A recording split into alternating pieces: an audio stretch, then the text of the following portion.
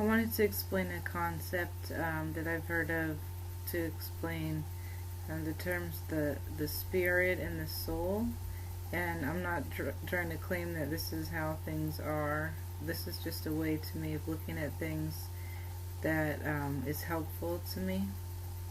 And it's talking about how there's a body, a spirit, and a soul for each one of us. The spirit in this would be defined as our connection to God,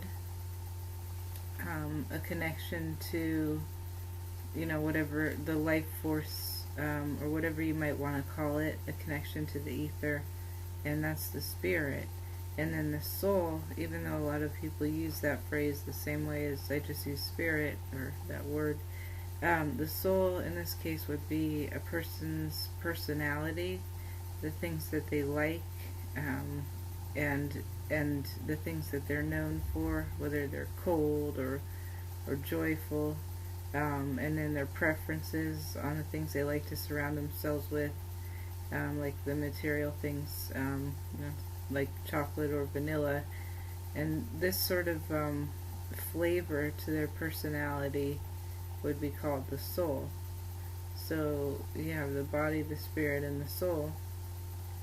And one of my favorite scriptures of the Old Testament, probably my all-time favorite, is a very short one, and it's a nice story in of itself. And then it's even neater when you try to analyze it, considering which parts of this character is his spirit or his soul acting through him.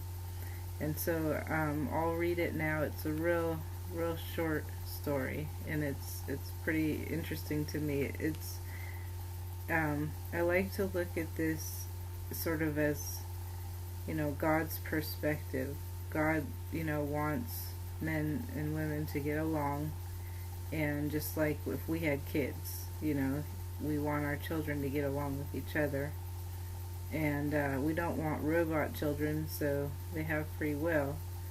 But sometimes God can just watch and wonder what's wrong with people.